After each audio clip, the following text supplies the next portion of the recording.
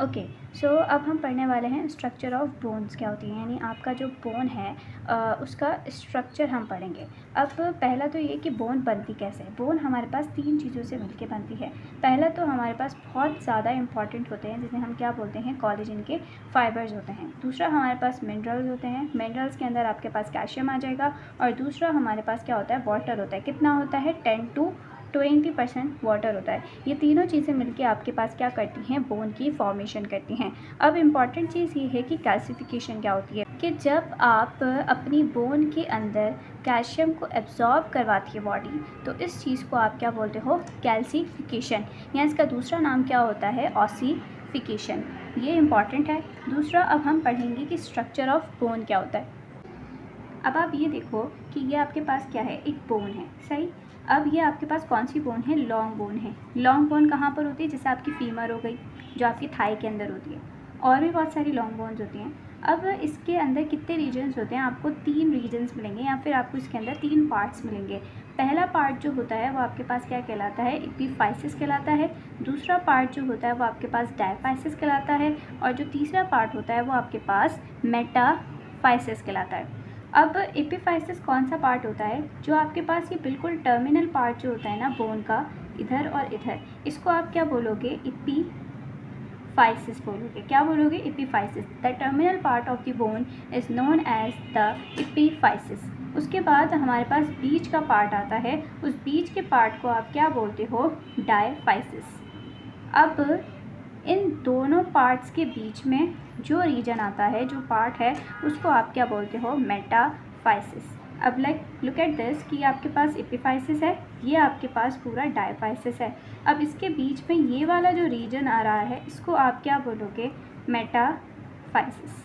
Physis जो होती है वो, उससे पहले आपको 2 चीज़ें समझनी पड़ेंगी कि हमारे पास 2 तरह की बोन्स होती हैं।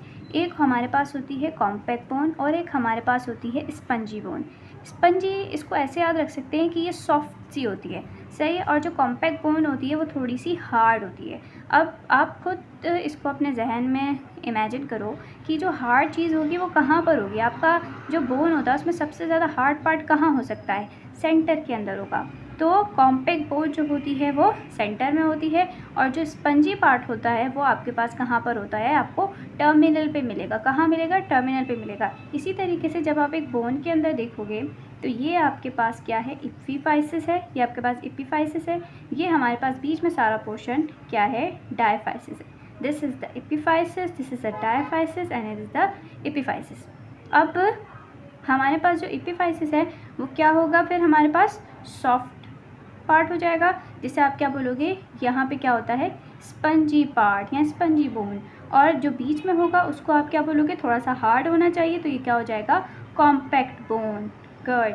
अब अगर हम बता सकते हैं कि एपिफाइसिस में कौन सी बोन होती है, स्पंजी पार्ट या फिर स्पंजी बोन होती है, सही।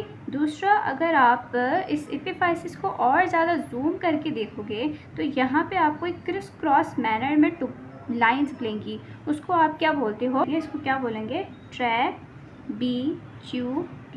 अब ये वाला जो पार्ट है, बिल्कुल ये वाला जो टर्मिनल पे आपको पार्ट लिख रहा है, इसको क्या बोलेंगे, एपिफाइसिस।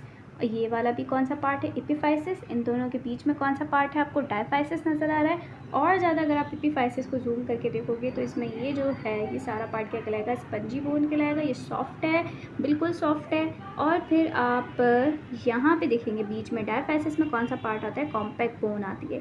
जो पेरिओस्टियम का मतलब क्या होता है, कि जो बोन की आउटसाइड पे जो लेयर होती है ना, प्रोटेक्टिव कवरिंग, उसको आप बोलते हो पेरिओस्टियम। और ये एपिफाइसल लाइन इस आपके लिए इंपॉर्टेंट नहीं है, लेकिन फिर भी मैं बता देती हूँ कि जो ग्रोइंग बोन्स होती है ना, उनके अंदर ये एपिफाइसल लाइन होती है। यानी जैसे बंदा 25 को क्रॉस कर देता है ना, तो फिर ये एपिफाइसल लाइन इस एपिफाइसिस और मेटाफाइसिस के साथ फ्यूज़ हो जाती है, यानी फर्दर बोन की जो ग्रोइंग है वो नहीं होगी। इस वजह से एपिफाइसल लाइन थोड़ी सी इंपॉर्टेंट है। जैसे इसके अंदर भी क्या होता है, रेड बोन मैरो। एंड आप सबको पता है कि रेड बोन मैरो क्या करती है, आरबीसीज की प्रोडक्शन करेगी, लेकिन कितना परसेंट, सिर्फ और सिर्फ 20%। तो ये एपिफाइसिस हो गया। अब हम डायफाइसिस की तरफ मूव करेंगे।